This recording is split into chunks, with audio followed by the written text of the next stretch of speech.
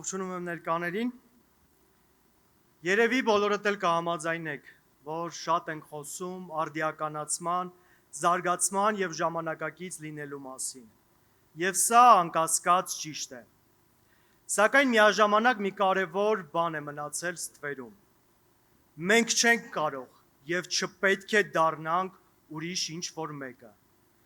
Մենք կարող ենք լինել միայն ինքներս մեր լավագույն տարբերակը։ Իսկ դա անհնար է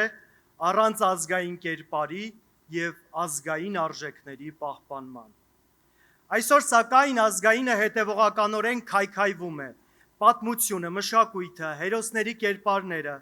օրենքները, բարոյականությունը, արդարությունը, մեր ինքնությունը վտանգված է։ Այն ոչ թե պատահականորեն, այլ ծրագրավորված եւ դիտավորյալ կերպով է ոչնչացվում։ Փոքրիկ խմբակ նատելության խոսք եւ արհամարանք է տարածում սեփական ազգի նկատմամբ։ Հասարակությունը թունավորված է եւ սա բարձրագոչ ձևակերպում չէ։ Մենք բոլորս դա զգում ենք մեր մաշկի վրա։ Համատարած վնաս է հասցվում մեր արժեքներին, ավանդույթներին եւ եկեղեցուն, եւ սա բնավ պատահական չէ։ Պառակտված պետությունը թուլացած պետություն է, որը չի կարող դիմակայել արտաքին ու ներքին սպառնալիքներին։ Մեզ ուժ տվող հենասյուները քայլ առ քայլ փշրվում են մեր աչքի առաջ։ Հայոց լեզուն դանդաղ, բայց համառորեն դուրս է մղվում եւ խեղվում։ Պաշտոնյաները հայերենը հաճախ վերածում են գրեհիկ խոսքի եւ ամենացավալին այն է, որ հասկանում ես, սա նույնպես պատահական չէ։ Պատահական չէ նաեւ պատմության սրբագրումն ու խմբագրումը։ Մեր հերոսները հռչակվում են վիճելի դեմքեր։ Մեր հաղթանակները ներկայացվում են որպես հարցական կամ պարտություն, իսկ մեր ողբերգությունները ընդհանրապես հերկվում են, ասես երբեք չեն էլ եղել։ Սա քննարկման թեմա չէ, սա պետք է լինի տաբու։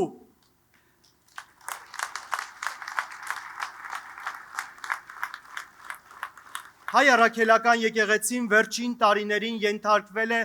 ամենախիստ հարվածների,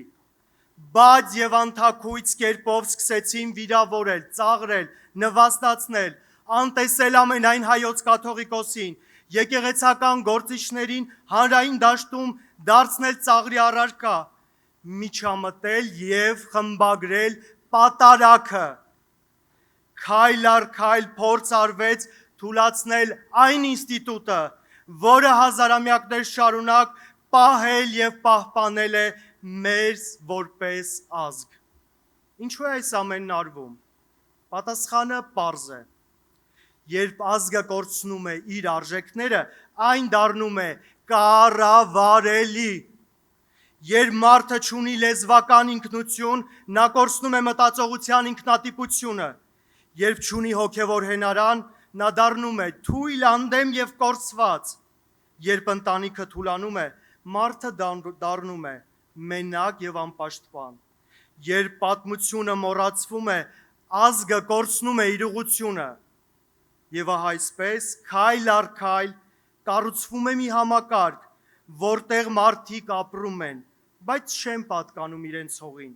իրենց նախնիներին։ Նրանք չունեն արմատներ, ինքնություն եւ արժեքներ։ Պարզապես անհատներ են, որոնց հեշտ է կառավարել եւ շահարկել։ Եվ այստեղ ուզում եմ շատ հստակ ասել. ազգային արժեքների պաշտպանությունը չի նշանակում փակվել աշխարհից, չի նշանակում մերժել նորարարությունը, չի նշանակում կասեցնել զարգացումը կամ նայել միայն անցյալին։ Դա նշանակում է առաջ գնալ, հստակ իմանալով, թե ով ենք մենք։ Եթե ուզում ենք ուժեղ Հայաստան, պետք է հիշենք մի պարզ բանաձև. հիշեք անցյալը, ապրեք ներկայով եւ հավատացեք ապագային։ Այս երեքը միասին են մեր ուժը եւ մեր ինքնության պահպանումն ու ամրապնդումը հենց դրանց միասնության հիմնաքարն է։ Մենք պետք է կրկին դառնանք մի մեծ ընտանիք, ընտանիք, որտեղ յուրաքանչյուրը իսկական սիրո եւ համերաշխության մթնոլորտում զբաղվում է իր գործով եւ կառուցում իր հայրենիքը։ Իսկ նման ընտանիք կառուցելու համար մեզ պետք է ուժեղ, արժանապատիվ, բարոյական, ազգասեր եւ հոգատար ընտանիքի հայր։ Մեր Հայաստանին պետք է Սամվել Կարապետյանը։ Նրա հետ միասին մենք կարող ենք դառնալ մեր լավագույն տարբերակը։